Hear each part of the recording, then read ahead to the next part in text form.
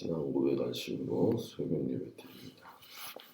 전능하사 천지를 만드신 하나님 아버지를 내가 믿사오며 그 외아들 우리 주 예수 그리스도를 믿사오니 이는 성령으로 잉태하사 동정녀 마리아에게 나시고 본디오 빌라도에게 고난을 받으사 십자가에 못 박혀 죽으시고 장사한 지 사흘 만에 죽은 자 가운데서 다시 살아나시며 하늘에 오르사 전능하신 하나님 우편에 앉아 계시다가 저리로서 산 자와 죽은 자를 심판하러 오시리라. 성령을 믿사오며 거룩한 공예와 성도가 서로 교통하는 것과 죄를 사하여 주시는 것과 몸이 다히 사는 것과 영원히 사는 것을 믿사옵나이다. 아멘. 303장 찬양합니다.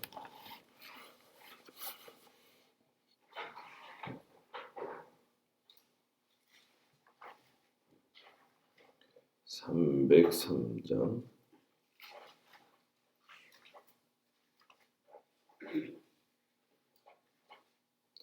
날 위하여 십자가에 중한 고통 받으사 대신 죽은 주 예수의 사랑하신 은혜요 보배로운 피를 흘려 영영 죽을 죄에서 구속함을 받으느니 어찌 찬양 안 할까.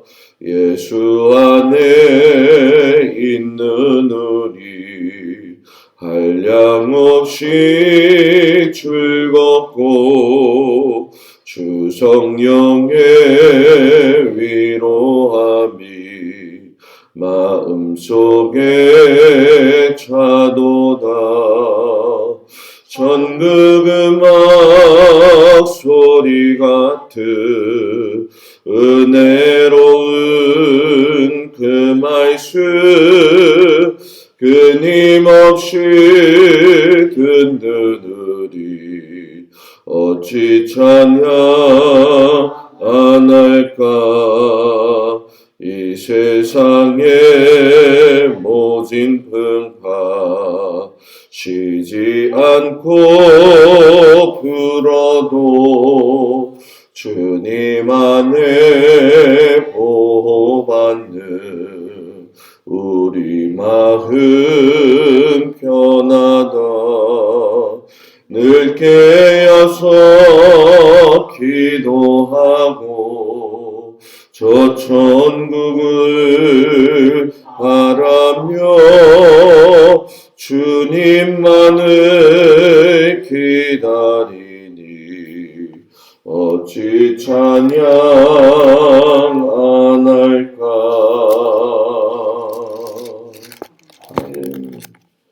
욥기 26장 1절에서 14절까지 말씀.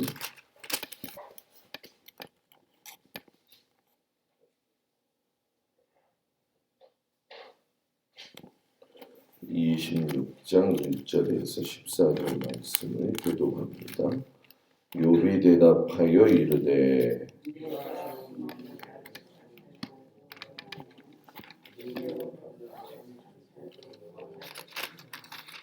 지혜 없는 자를 참 잘도 가르치는구나. 큰 지식을 참 잘도 자랑하는구나.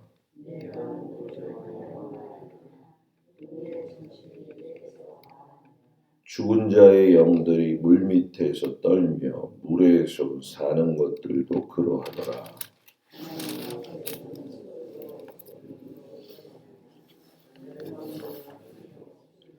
그는 북쪽을 허공에 펴시며 땅을 아무것도 없는 곳에 매다시며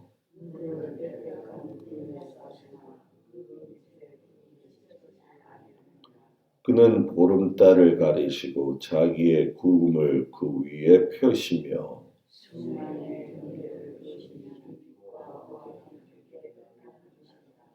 그가 꾸짖으신즉 하늘 기둥이 흔들리며 놀라느니라.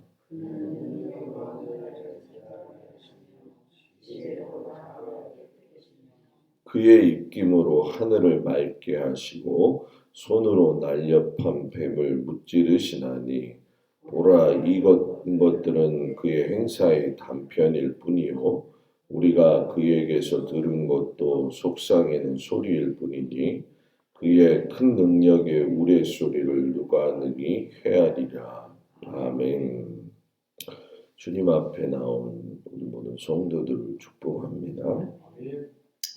오늘 말씀에 보게 되면 이제 세 번째 빌닷의 말에 대해서 대답을 하는 욥의 모습을 보이게 되죠. 빌닷이 이야기하는 그 모습에 대해서 오늘은 약간 좀 욥이 비꼬는 듯한 말을 좀 하기도 하지요.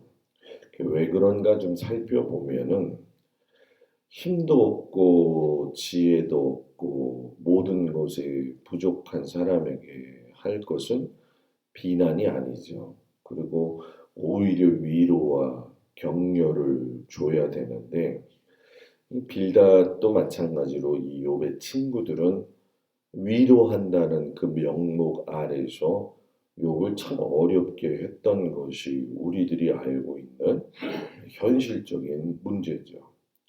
그래서 이 욥이 빌닷을 향해서 오늘은 직접적인 좀 말을 해요.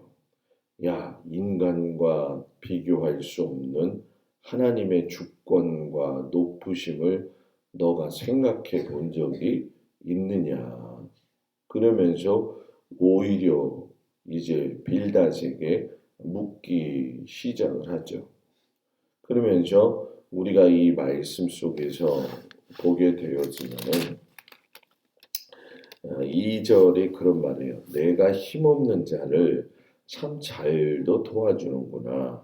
기력 없는 팔을 참 잘도 구원하여 주는구나.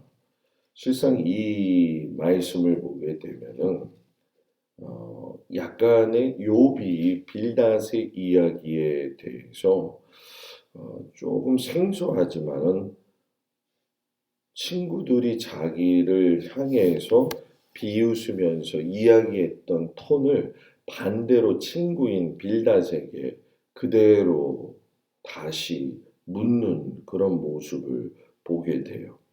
이런 과정 속에서 보면서 뭘 느끼냐면 이 모든 엘리바스나 빌닷이나 소발이나 하는 친구하고 지금 세 번씩 대화를 하거든요. 주고받고. 근데 그 주고받고 하는 데에서 뭐가 깨졌느냐? 신뢰가 깨진 걸 보게 돼요. 신뢰가. 너희들이 나한테 이런 식으로 얘기하는 거 내가 다 이해하는 것 같지만 너희들이 하나님에 대해서 모른다. 옥신각신 했고 그런 와중 속에서 욥의 입장에서는 너희하고 나하고는 이제 뭐예요? 깨어진 관계가 되어져서 상한 마음이 든다. 이런 식으로 오늘 뭐라고 해야 될까요? 좀 자기 자신도 비아냥거리는 거죠. 쉽게 설명하면 이거예요. 누군가가 나에게 와서 위로한다고 한 번도 아니고 세 번을 이야기하는데 그 세 번 속에서 내 마음이 무너진 거죠. 그러니까 무너졌는데 그래? 너는 얼마나 잘났냐? 이런 식으로 나오는 그러한 대화의 패턴이죠. 그러니까 오늘 이 패턴을 보면서 느낄 수 있는 게 뭐냐면 하나님 안에서의 화목한 교제가 뭐냐. 그리고 바른 신앙을 세워가고 바른 공동체를 세워가는 것은 결국 서로 간에 있어서의 교통과 소재와 더불어서 관계라는 얘기죠. 그 관계는 항상 일방적이면 안 되잖아요. 너무 앞서가도 안 되고 너무 뒤쳐져서도 안 되고 반응이 있어야 되고 공감이 있어야 되는 건데 이 친구들과의 관계 속에서 보게 되면 욥이 친구들이 그런 모습도 안 보이고 하니까는 되묻는 거죠. 야, 너는 힘없는 자, 기력 없는 자를 얼마나 도와줬길래 그러냐. 이게 조금씩 조금씩 약간의 그 뭐라고 해야 될까요? 하소연 하다시피 하면서 도대체 뭔가 소통이 안 되고 있는 그런 모습을 보게 되죠. 욥이 그런 이야기를 할 수 있는 게 뭐냐 하면 이 빌닷이라고 하는 친구는 인간이 이 땅에서 존재하는 이유를 늘 강조했던 그런 친구였어요. 그러니까 너가 그렇게 인간이 이 땅에서 존재하는 이유를 잘 알고 있었다고 한다면 인간의 이 실존 문제인 비천함과 연약함을 가지고 있는 그 사람들 중에 자기도 포함되는 거죠. 너가 도왔느냐? 오히려 나를 너무 힘들게 하지 않았느냐 하면서 이런 얘기를 하는 거죠.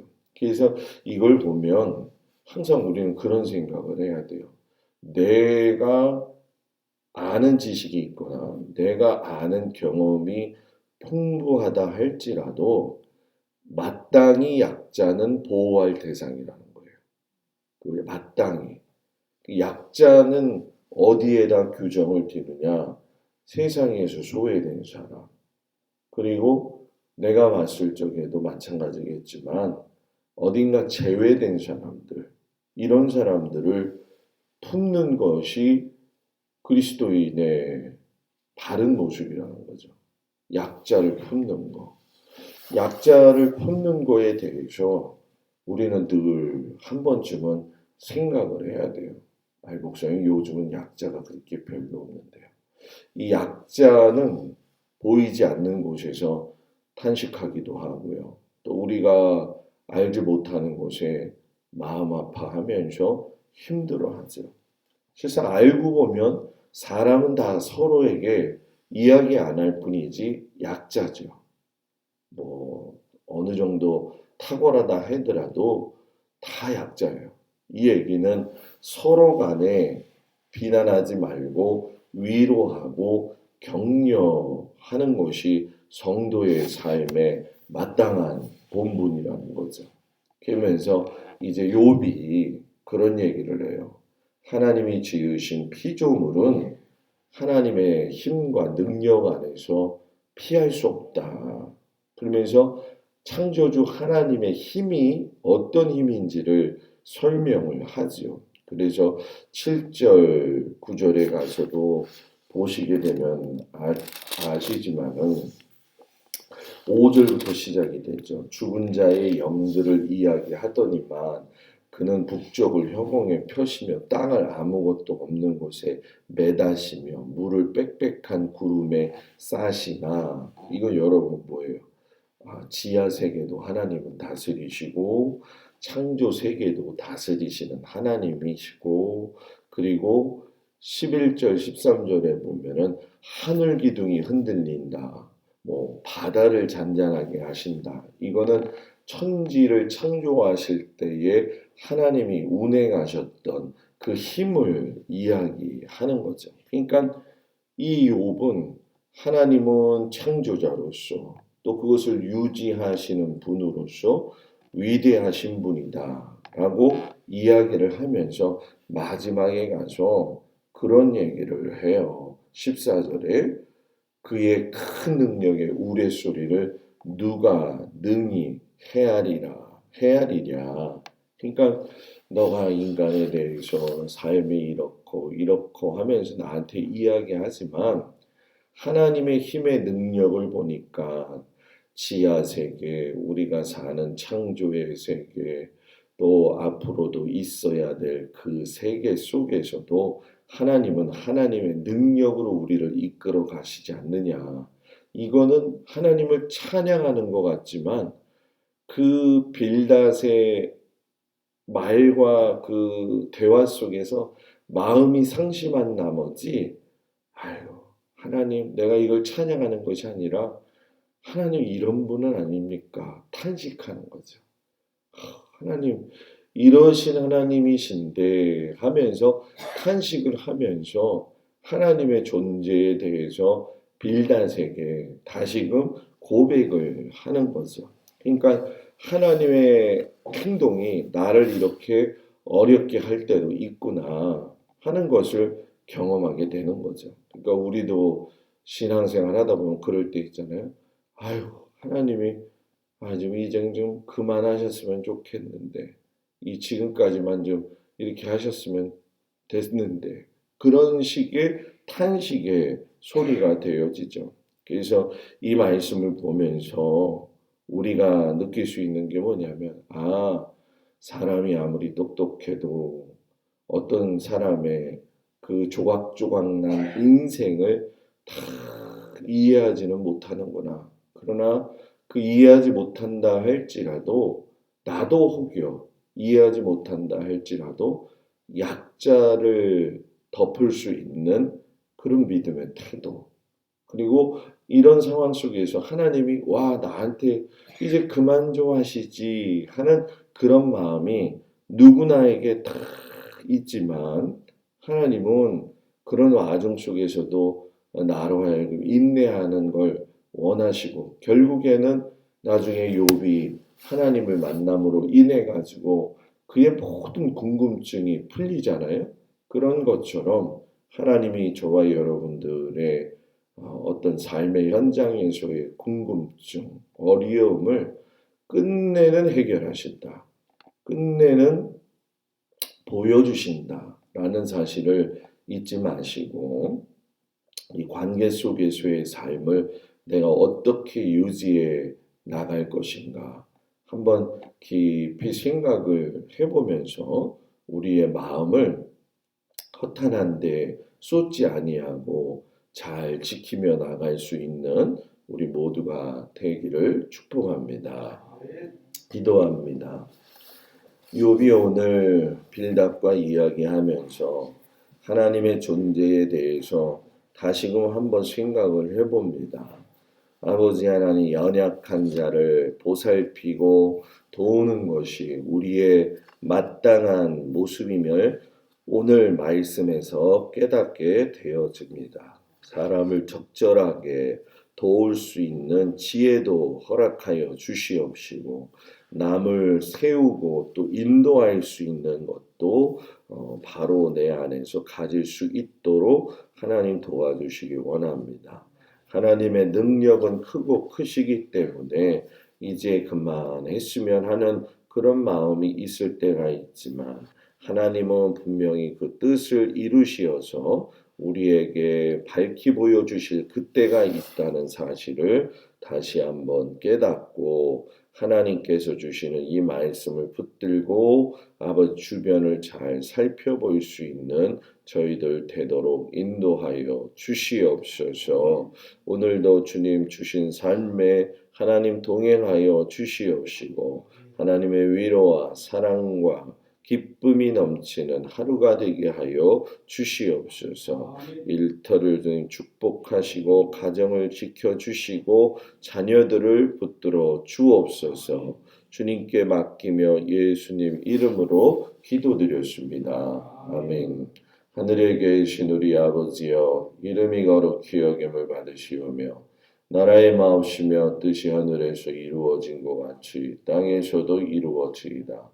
오늘날 우리에게 일용할 양식을 주옵시고 우리가 우리에게 죄 지은 자를 사하여 준 것 같이 우리 죄를 사하여 주옵시고 우리를 시험에 들지 말게 하옵시며 다만 악에서 구하옵소서. 이 나라와 권세와 영광이 아버지께 영원히 있사옵나이다. 아멘.